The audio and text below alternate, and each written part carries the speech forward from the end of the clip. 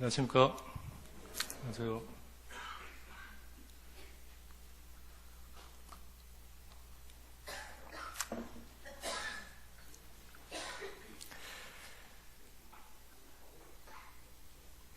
앞에 사진 나왔습니까?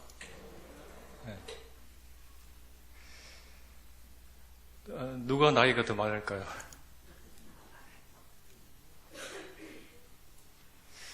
키, 몸무게, 밤양, 반찬양 보면은, 여기 회색 옷 입은 학생이 한 3그릇 더 먹는 것 같죠? 네. 누가 미나인 것 같습니까? 보통 이제 명절에 가면은 애들한테 어른들이 키 많이 컸다, 또 이뻐졌다, 그런 말을 하잖아요.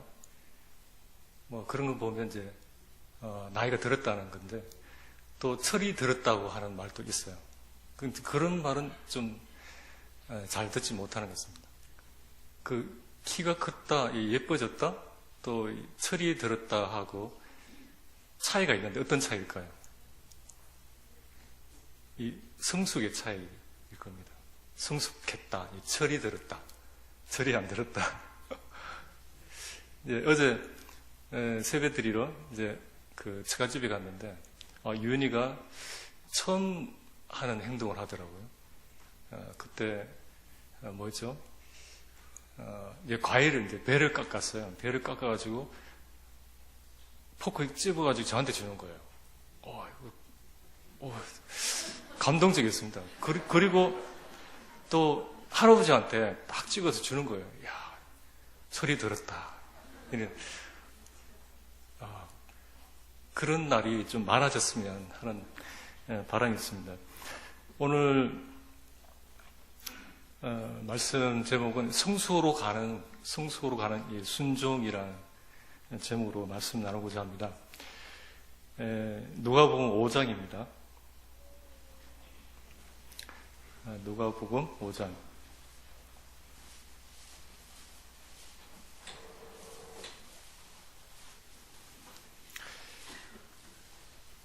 이 본문은 어느 정도 성도님들 다 아시기 때문에 이제 읽지는 않겠습니다. 5장을 바탕으로 말씀을 나누겠습니다.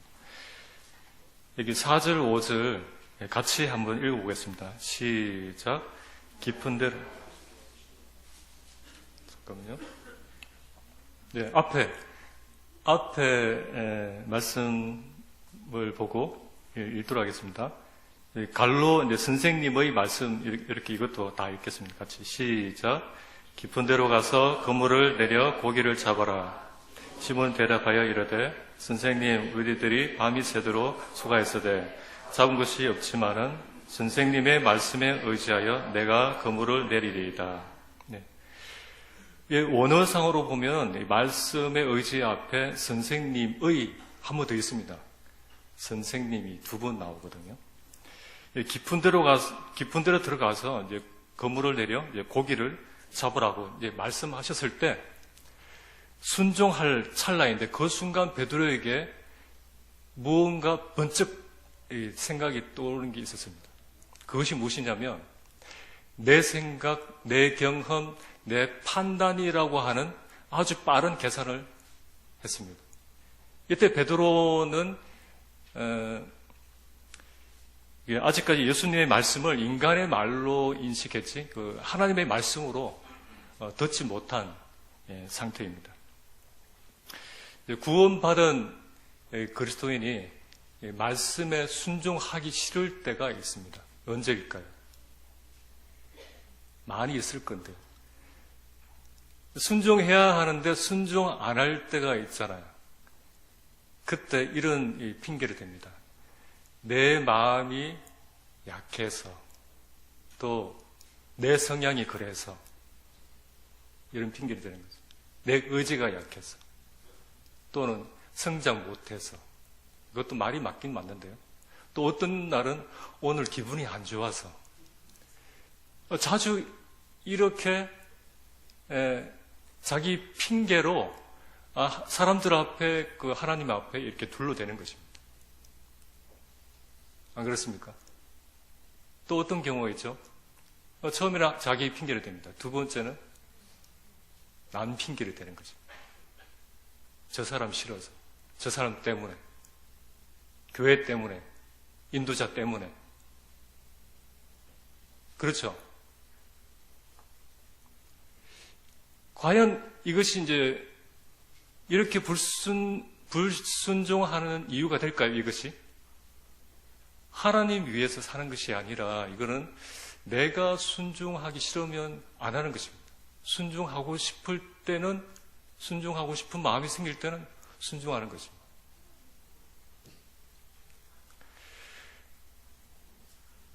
말씀을 따르지 못했을 때 때로는 이 좌절하고, 또 말씀을 따라 살지 않는 것이 어떤 면에서 당연하게 이제 만족하게 사는 경우도 있어요. 또 자기 자책하는 경우도 있어요. 말씀대로 살지 못해서. 또 신앙의 기복이 또 많고 영적 슬럼프도 길어지는 이유가 무엇일까요? 무엇일까요? 우리가 잘 모르고 있는 것이 하나가 있습니다. 잘 모르고 있는 것. 또 자주 쉽게 잊어버리는 것이 하나가 있습니다. 그것은 무엇일까요? 말씀대로 살지 못하도, 말씀을 따르지 못하게 나를 자기 마음대로 조종하는 것이 있습니다. 내 안에, 내가 원치 않는 다른 존재가 내 안에 있다는 것입니다. 그거 모르셨죠? 항상, 그리고 매번 말씀에 순종하지 못하도록 우리를 끈질기게 발목 잡고 있는 존재가 있어요. 그 존재를 모르면 이유를 몰라요. 남 탓, 자기 탓, 이렇게. 그것은 무엇일까요? 그것을 아주 매우 주목해야 됩니다. 그것을. 내 안에 그리스도께 복종하기 싫어하는 존재, 이것은 무엇일까요? 평생 죽지 않고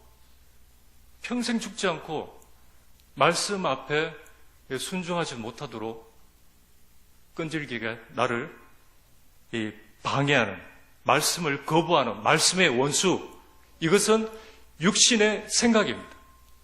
내 안에 이것을 다스려야 하고, 내 안에 이것을 굴복시켜야 합니다.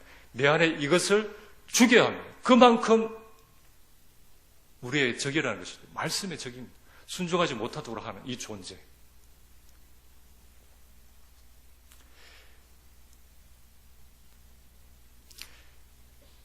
고린도후서 10장 4절에 보면 이런 말씀이 있어요. 우리의 싸우는 무기는 육신에 속한 것이 아니요 오직 어떠한 견고한 진도 무너뜨리는 하나님의 능력이라. 모든 이론을 무너뜨리며 하나님의 아는 것을 대적하여 높아진 것을 다 무너뜨리고 모든 생각을 사로잡아 그리스도에게 복종하게 하니. 여기 모든 이론, 모든 생각, 모든 사상, 모든 이 생각을 어떻게 하라고요? 이것을 무너뜨려라, 사로잡아라, 굴복시키라. 왜? 이렇게 할 만큼 공격해야 되죠, 이 대상이. 하나님의 원수이기 때문입니다. 하나님의 원수라는 존재가 내 안에 있습니다.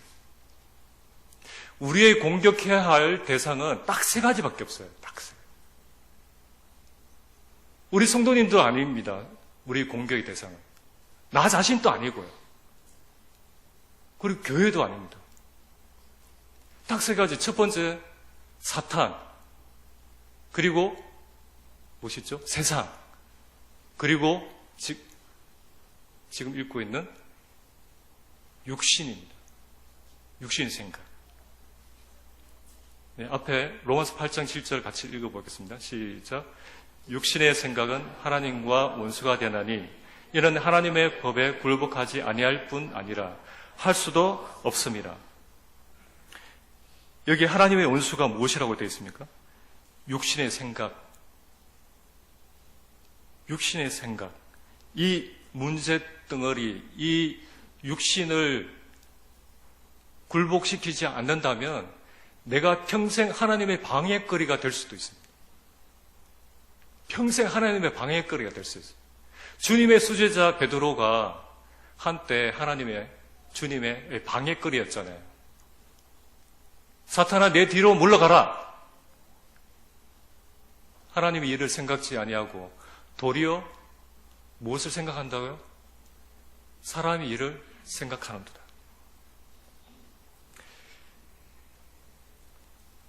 쉬운 예로 이런 경우 있잖아요. 내가 제일 듣기 싫은 말로 내 자존심을 확 이렇게 탁 건들 때 부부 사이 어떻습니까? 또 직장에서 아니면 교회 일을 하면서 아니면 운전할 때 내 자존심을 이렇게 딱 건들면 어떻습니까? 이 둘 중에 하나가 지배합니다. 말씀이냐 육신이냐. 일단 말씀보다 이 육신에 사로잡히면, 육신을 굴복시키지 않으면, 육신이 지배하면 이때 부글부글 하면서 터지잖아요. 그때 이제 끝장이 나는 거죠. 감정이 확 무너지는 거예요. 그런 경우 있었죠. 부부 사이에서, 또 교회 일을 하면서, 직장에서. 이 육신의 생각을 말씀으로 굴복시키지 않으면은 그리스도께 순종할 수 없을 뿐만 아니라 성장할 수도 없습니다. 이 육신의 생각을 말씀으로 다스리지 않는다면 평생 젖병 물고 다니는 삶을 살 수 있어요. 교회는 10년, 20년 다녀도 젖병 물고 다니는, 자라지 못하는, 항상 이 보살핌이 필요한 그러한 어린아이로 자란다는 것이죠. 그러면 어떻게 이 육신, 이 말씀을 거부하는, 이 공격하는 이 육신을 어떻게 하면 다스릴 수 있고 어떻게 하면 말씀에 순종할 수 있을까요? 도움이 되는 이 세 가지를 보겠습니다. 첫 번째는 한번 읽어보시겠습니다. 시작. 순종할 때 실패를 두려워하지 말라. 제가 이제 얼마 전에 디모데학교 교장 선생님께 책 한 권을 추천해 드렸습니다. 책 제목이 최고의 공부. 학생들이 싫어하는 공부. 최고의 공부라는 책을 추천해 드렸어요. 그 속에 실패에 대한 이 글들이 있습니다. 실패에 대한. 이 글을 특별히 다음 세대에 아주 기대가 되는 청년들과 우리 학생들한테 주고 싶습니다. 그 속에 이런 글이 있어요. 실패를 통해 나 자신에 대해 많은 것을 배웠다. 실패하지 않았으면 알 수가 없었을 것이다. 또 어떤 분은 이렇게 말합니다. 시도했다가 실패하는 것은 죄가 아니다. 유일한 죄악은 시도하지 않는 것이다. 이 책을 읽어보신 분이 계실 텐데요. 가르시아 장군에게 보낸 편지라는 이 저자 엘버트 하버드가 이런 말을 합니다. 당신이 인생에게 저지를 가장 큰 실수는 당신이 실수를 저지를까봐 계속해서 두려워하는 것이다. 4절에 이 말씀이 나옵니다. 이게 핵심 말씀인데요. 말씀에 의지하여 내가 거물을 내리리라. 말씀에 의지하여 이제 거물을 내렸을 때 어떻게 됐습니까? 그 다음 성도님 다 아시죠? 엄청난 기적이 일어났습니다. 엄청나게 수많은 이 물고기들이 잡혔어요.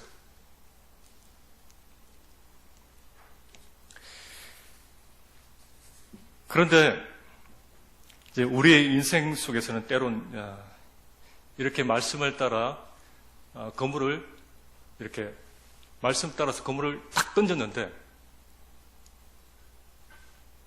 피레미 한 마리도 안 잡힐 수가 있습니다. 아무런 기적을 못 볼 수도 있습니다. 아무런 이 말씀대로 했는데 아무런 결과가 없는 거예요. 순종 안 하는 그리스도인이 순종 안 하는 한 가지가 뭐냐면 실패할까봐, 손해 볼까봐, 안 잡히면 어떻게 하지? 말씀대로 살면 좋은 결과만 있을까요? 그렇지 않습니다.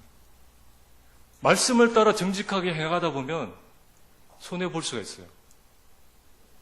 교회 중심적으로 살다 보면 승진이 안 될 수도 있습니다. 말씀에 의지에 순종했는데 생각대로 안 될 수가 있습니다. 부르심을 받아 선교하러 나갔는데 아무런 열매도 없이 그건 순교로 끝날 수가 있습니다. 그 유명한 짐 엘리엇 선교사처럼 말씀을 따라 30년 동안 기도했는데 기도 응답이 안 되는 경우도 있습니다. 순종하는 마음으로 결혼했는데 부부 생활이 평탄하지 않을 수가 있습니다. 그러나 그 속에 하나님의 보호하심이 있어요. 분명한 것은 그 속에 하나님의 분명한 목적이 있다는 거죠. 그 하나님의 사람들을 보면 또 그리고 현존하는 하나님의 일꾼들을 보면 이 공통점이 있어요. 그들은 많은 실패를 해봤던 사람입니다. 그리고 큰 실패도 경험했던 분들이. 그런데 그들은 점점 갈수록 실패를 두려워하지 않는 사람이 돼요. 왜냐하면 그때마다 하나님을 알아가기 때문에, 하나님을 믿기 때문에 도전하고 모험하고 말씀을 따라가는 그런 경험을 하는 것입니다. 그리스도인에게는 세 가지 종류의 신앙이 있습니다. 세 가지 종류. 첫 번째, 때문에의 신앙이 있습니다. 때문에의. 나를 도와줬기 때문에 사랑하고, 나에게 은혜를 베풀어 줬기 때문에 감사하고. 하나님을 이런 이유로 순종하겠다는 것입니다. 하나님이 나에게 이렇게 했기 때문에 내가 순종하겠다. 이런 신앙을 가지고 있는 사람이 때문의 신앙입니다. 두 번째는 만일의 신앙입니다. 만일의 신앙. 조건을 달고 이제 반응하겠다는 것이죠. 조건적인 신앙을 가지고 있는 사람입니다. 뭐뭐 해주면 내가 순종하겠다. 뭐뭐 하면 순종하겠다. 나에게 은혜와 축복을 주면 내가 순종하겠다. 이게 이제 만일의 신앙입니다. 세 번째로는 그럼에도 불구하고의 신앙입니다. 앞에 두 가지 신앙과 전혀 상관없이 절대적이고 무조건적인 신앙을 말합니다. 어떤 이유나 조건을 제시하지 않고 내세우지 않고 무조건적으로 믿고 따르겠다는 신앙입니다. 감사할 수 없는데 감사하는 신앙. 무엇이죠? 어떤 신앙이죠? 그럼에도 불구하고 신앙입니다. 순종할 수 없는 상황인데 순종하는 그 신앙이 그럼에도 불구하고 신앙입니다. 그 신앙을 다른 말로 말하자면 그렇게 하지 아니하실지라도 의 신앙입니다. 성도님들은 이 세 가지 중에서 어느 신앙으로 사는 것 같습니까? 세 번째요. 네. 모두가 이 세 번째 신앙이기를 원합니다. 베드로가 그런 말을 했잖아요. 잡힌 것이 없지만은, 이게 이제 어떤 번역에는 이렇게 되어 있어요. 이 셋째, 네이버드레스라고. 이렇게 기록되어 있습니다. 잡힌 것이 없지만은 번역을 그럼에도 불구하고 라고 표현되어 있습니다. 그럼에도 불구하고의 신앙을 보여준 대표적인 인물이 누굽니까? 예, 맞습니다. 다니엘의 세 친구 사드락, 메삭, 아벳느고. 그때 어떤 일이 있었습니까? 금신상에게 절하지 않으면 누구든지 즉시 맹렬히 불타는 이 풀무불에 집어넣겠다고 위협합니다. 그러나 유일하신 하나님을 섬기는, 하나님을 위해 사는 이 세 사람은 어떻게 합니까? 단호히 거절합니다. 단호히 거절합니다. 어떻게? 목숨을 걸고 생명을 내놓고 거절합니다. 왕이 다시 몇 번에 또 설득을 합니다. 금신상에게 절하면 내가 살려주겠다라고 하는 달콤한 그러한 제안을 하지만은 단호히 거절합니다. 그들이 했던 말을 제가 읽어드릴게요. 다니엘서 3장에 있는데, 느부갓네살 왕이요, 우리가 이 일에 대하여 왕에게 대답할 필요가 없나이다.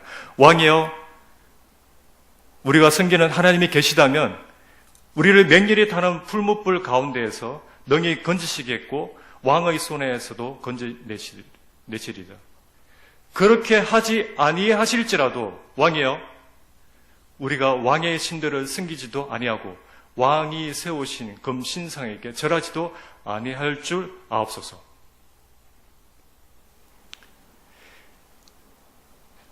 이 말을 했다는 것은 생명을 내놓고 순종했는데 좋은 결과를 보고 순종했나요?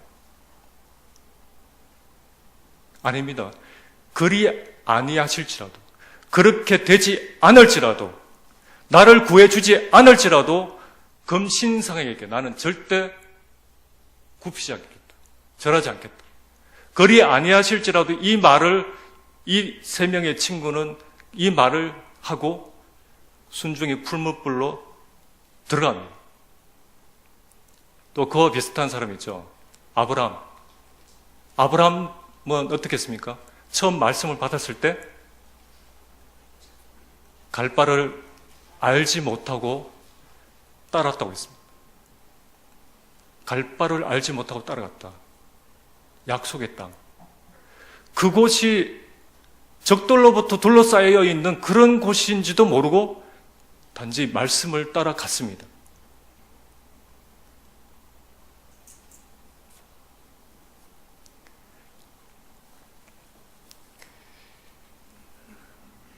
이것은 자기 인생에, 아브라함은 자기 인생을 이 말씀의 전부를 걸었던 사람. 이런 사람을 두고 히브리서 기자는 뭐라고 합니까? 이런 사람들을, 이 사람들은 세상에 감당할 수 없는 사람이라고 합니다. 이런 사람.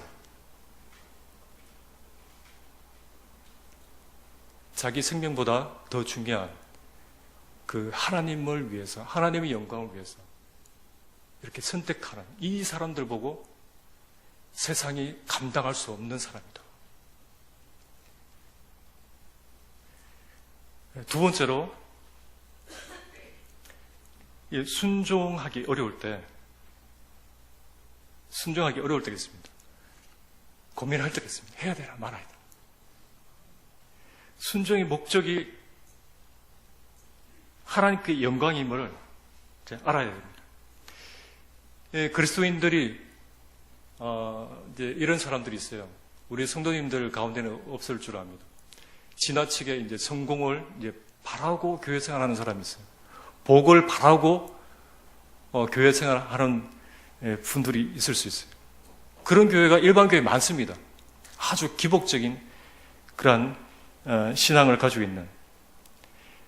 이 구약의 역사를 보면 이스라엘이 약할 때 항상 그 속에 그 뿌리가, 교회의 영성이 약해질 때 꼭 그 뿌리에 무엇이 있냐면 번영신학, 성공 신학이 뿌리 내려져 있어요. 약해질 때, 영성이 흐려질 때, 개인적으로도 그렇고 교회적으로도 그렇습니다. 앞에서 말씀드렸듯이 성공을 바라고 순종하는 것이 아닙니다. 나 자신을 위해서 순종하는 것도 아닙니다. 하나님 말씀에 대해 순종의 아주 큰 목적은 무엇이냐면 하나님의 영광입니다. 하나님께서 기뻐하시기 때문에 순종하는 것입니다. 하나님의 영광. 사람들에게 인정받기 위해서도 아니고요. 상 받기 위해서도 아니고요. 무엇을 얻기 위해서도 아닙니다. 나 자신 유익을 위해서도 순종하는 것이 아니에요. 빌립보서 1장 20절, 21절에 이 바울이 이런 고백을 했습니다.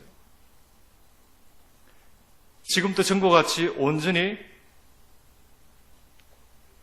빌립보서 1장 20절, 21절 요거 찾아보겠습니다. 빌립보서 1장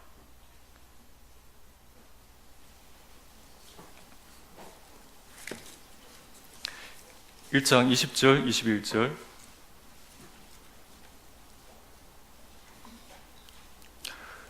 한분 우리 용진이 큰 목소리 한번 읽어주시겠습니까?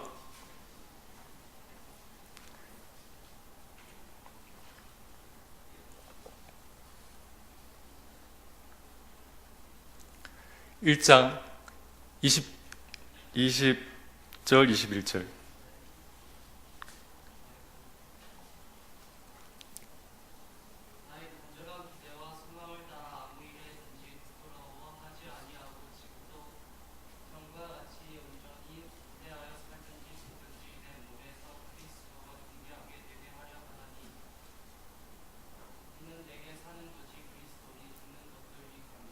네. 지금도 전과 같이 온전히 담대하여 살든지 죽든지 내 몸에서 그리스도가 존귀하게 되게 하려 하나니 이는 내게 사는 것이 그리스도니 죽는 것도 유익함이라. 살든지 죽든지 내 몸에서 그리스도가 존귀하기를 원한다. 그리스도가 내 몸에서 존귀하게 된다면 내가 기꺼이 죽을 수도 있다라고 말하는 것입니다. 예배에 대한 순종, 전도에 대한 순종, 사랑, 용서, 성경에 대한 순종 왜 하는 것일까요? 성경에 여러 가지 이유들이 있습니다. 그런데 하나님께서 참으로 영광 받으실 때가 언제인지 아십니까? 하나님께서 참으로 영광 받으실 때.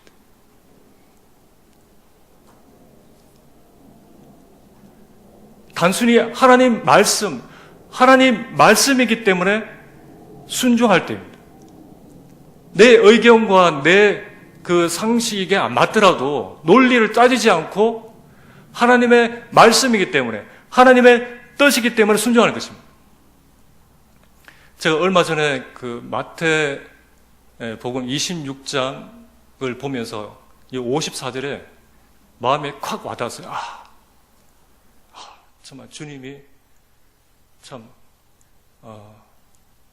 우리의 순종이 본인이 되시는 분이구나. 왜 그 십자가의 길로 가셨는지 그걸 알게 되었어요. 마태복음 26장 54절 같이 읽어보겠습니다. 시작. 내가 만일 그렇게 하면 이런 일이 있으리라 한 성경이 어떻게 이루어지겠느냐. 주님이 내가 만일 그렇게 하면 이런 일이 있으리라 한 성경이 어떻게 이루어지겠느냐. 주님 자신을 잡으러 온 사람들에게 칼을 이렇게 휘둘렀던 이 베드로에게 아주 강하게 이런 말을 합니다. 이 순간 내가 참지 않고 12군단 되는 천사를 내가 사용할 수도 있다. 그러나 나는 그렇게 하지 않을 것이다. 왜 그렇게 하지 않았을까요? 싹 썰어버릴 수도 있거든요. 12군단 되는 이 천사들을 사용해서 그냥 지구를 끝낼 수도 있어요. 왜 그렇게 하지 않았을까요? 제자들에게 주님이 이렇게 말씀합니다. 내가 참는 이유, 내가 견디는 이유가 뭔지 아니? 성경을 이루기 위함이다. 내가 팔려가고 십자가에 복종하는 이유가 뭔지 아니? 성경을 이루기 위함이다. 성경을 언급하면서 순종의 이유를 말씀하셨습니다. 내가 참지 않는다면, 내가 십자가의 길을 피해 간다면, 즉 내가 순종하지 않는다면 어떻게 그 약속했던 성경이 이루어지겠느냐?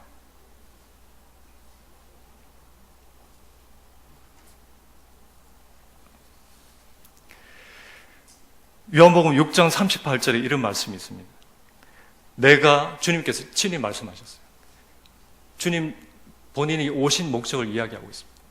내가 하늘에서 내려온 것은 내 뜻을 행하려 함이 아니요 나를 보내신 이의 뜻을 행하려 함이니라. 그리고 주님이 죽음을 앞두고 아버지 하나님께 이렇게 마지막으로 말씀하십니다.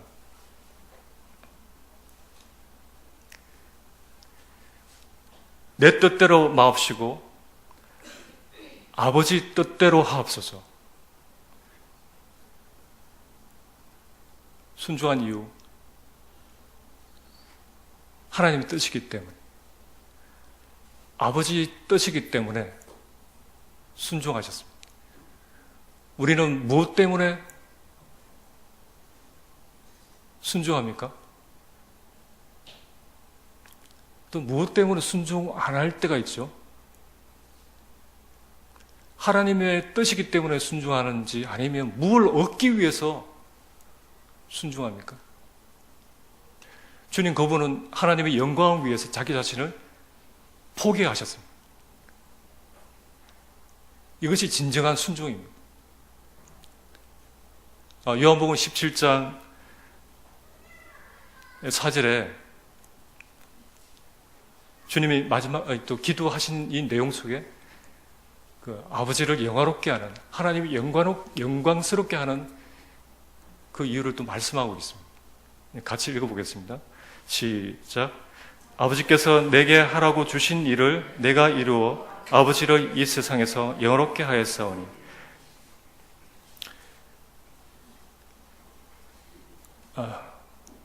주님은 아버지를 영화롭게 하기 위해서 이 땅에 오셨고, 아버지를 영화롭게 하기 위해서 이 땅에 사셨고, 아버지를 영화롭게 하기 위해서 십자가에 달리셨습니다. 아버지를 영화롭게 하려면 어떻게 해야 되죠? 순종입니다. 순종이 하나님을 영광스럽게 할 수 있는 길이라는 것을 주님의 기도를 통해서 말씀하고 있습니다. 주님 그분 자신은 아버지를 영화롭게 하기 위해서 목숨을 다하셨습니다. 세 번째, 순종의 결과. 그리스도인에게 있어서 가장 큰 축복은 무엇이냐면 하나님을 알아가는 것입니다. 베드로가 주님의 말씀을 따른 후에 베드로가 달라진 것이 있었습니다. 무엇이 달라졌을까요? 베드로가 달라진 게 있었습니다. 180도로 베드로의 태도가 달라졌어요. 그런 경우 있죠. 그런 학생, 그런 청년.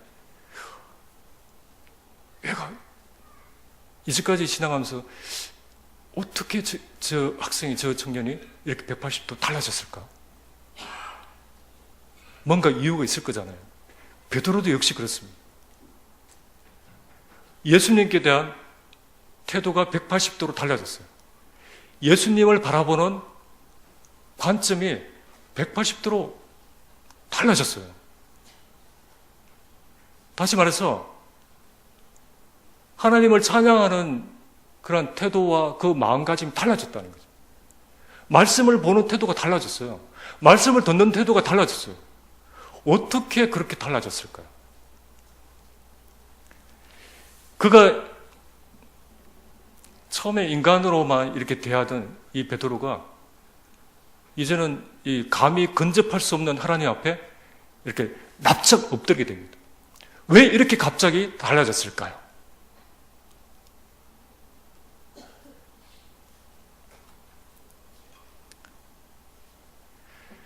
그가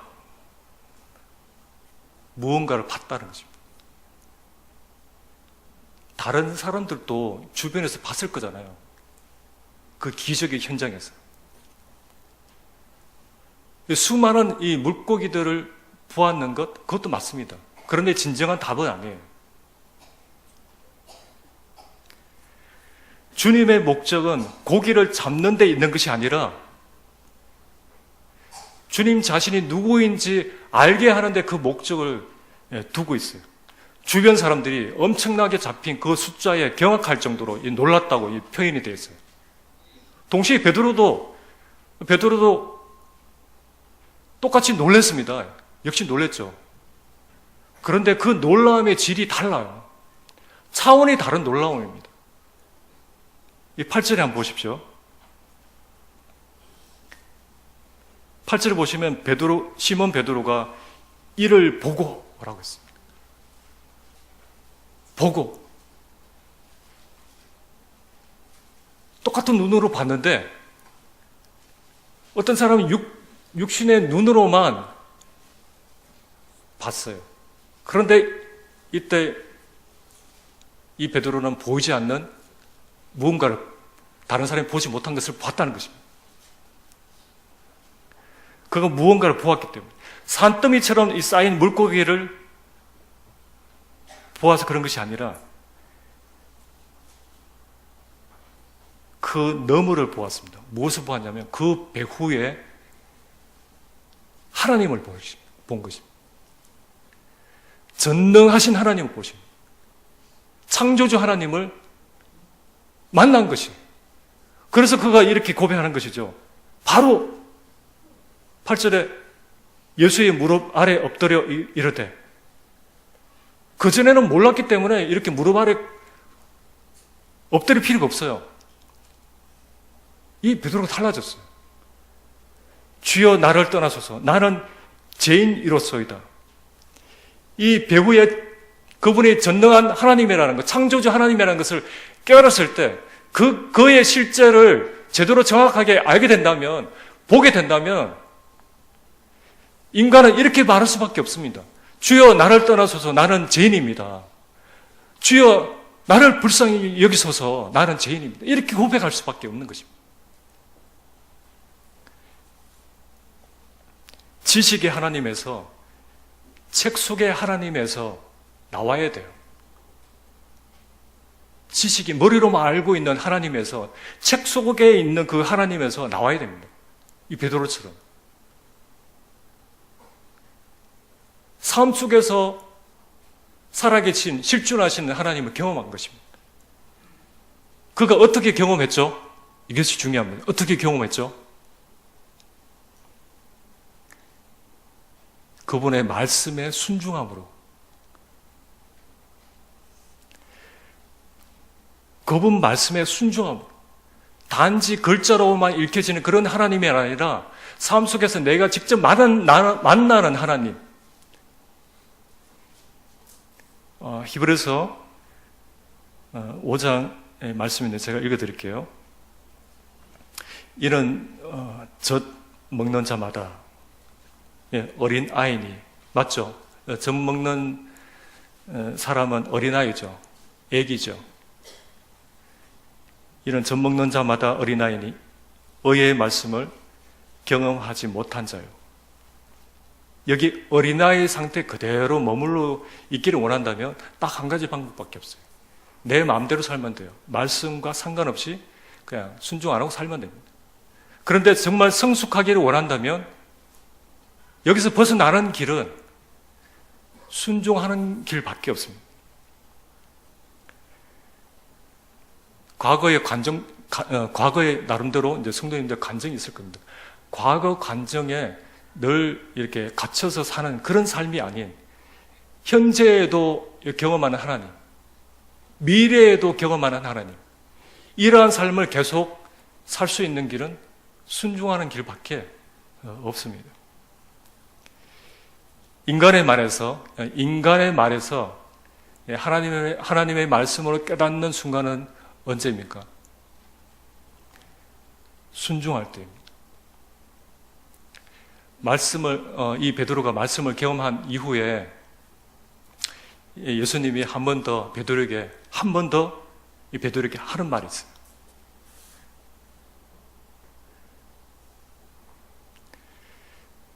누가복음 5장 10절, 처음에는 깊은 데로 가서 이제 거물을 내려 물고기 잡으라 했잖아요. 그때 반응하고 한 번 더 이 말씀을 경험하고 난 뒤에, 하나님을 경험하고 난 뒤에 이 베드로에게 이 말씀을 딱 던졌을 때 베드로의 태도가 달라진 모습을 볼 수가 있습니다. 베드로에게 무서워하지 말라. 이후로는 네가 사람을 취하리라. 이 말씀을 경험하기 전에는 그랬잖아요. 처음에 깊은 데로 믿음이 안 가지만 뭐 손해볼 것도 없고 뭐 한번 해보지 이렇게 하면서 순종을 한 일이 있었는데, 이제는 이 베드로가 어떻습니까? 인간의 말이 아닌 창조주 하나님의 말씀으로 듣고 자기 인생을 예수님께 전폭적으로 이렇게 맡깁니다. 와, 말씀에 순종하니까 자기가 본 게 수많은 물고기들이 잡힌 것 이상으로 놀라운 경험을 했는데, 그것은 하나님을 알게 됐다는 거죠. 와.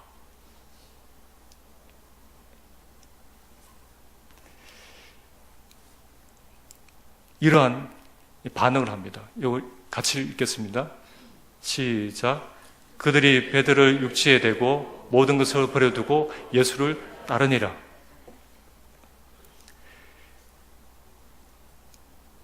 앞에 이렇게 말씀이 경험이 없었으면 이런 일이 없겠죠. 없을 것입니다. 우리의 신앙의 변화가 없는 이유가 무엇인지 한번 고민할 필요가 있어요. 내가 교회 생활을 오래 했는데 교회 뭐 빠짐없이 수요일도 나오고 그 주일도 나오고 뭐 부수 모임도 나오고 열심히 참석하는데 나는 왜 저런 감정이 없을까? 나는 왜 이 성장이 없을까? 그 이유가 무엇일까요? 사도행전에서 이 베드로의 삶은 완전히 달라졌어요. 처음 시작했던 대로 사역을 했습니다. 어떤 식으로 사역했을까요? 말씀에 의지하여. 육신의 생각을 굴복시키고 자기 생각을 접고 말씀에 의지하는 삶, 즉 하나님을 경험하는, 말씀을 경험하는 생애를 이렇게 보내는 거죠. 말씀에 순종하면 손해볼 수 있습니다. 그러나 손해가 아닙니다. 왜냐하면 그때마다 주님을 닮아가고요. 그때마다 하나님을 경험합니다. 그때마다 하나님의 영광을 받으십니다. 그때마다 하늘에서 뜻이 이루어진 것처럼 땅에서도 하나님의 뜻이 이루어지는 거죠.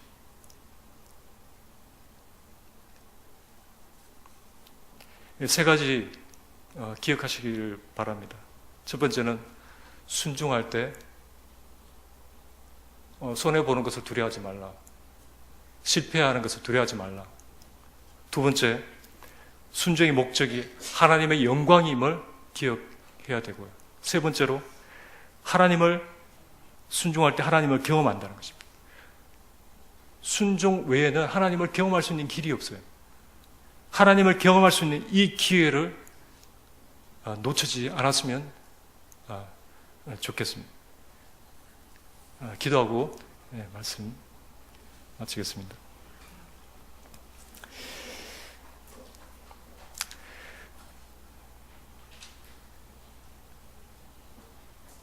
우리 아버지 하나님 감사합니다.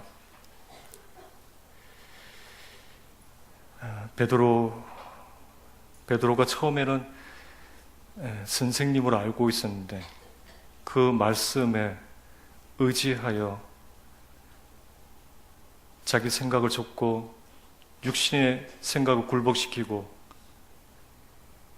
그럼에도 불구하고 말씀을 따랐을 때 하나님 자신이 누구인지 알게 되면서 베드로가 자라가는 것을 보게 됩니다. 저희 삶 가운데 하나님의 말씀을 경험하고 또 하나님을 분명히 내 삶 가운데 발견하면서 언제 어디서나 성도들이 모여서 이런 하나님의 은혜를 하나님에 대한 그러한 감정들이 넘치는 그런 사귐이 있도록 도와주시기를 원합니다. 감사드리며 예수님 이름으로 기도합니다. 아멘.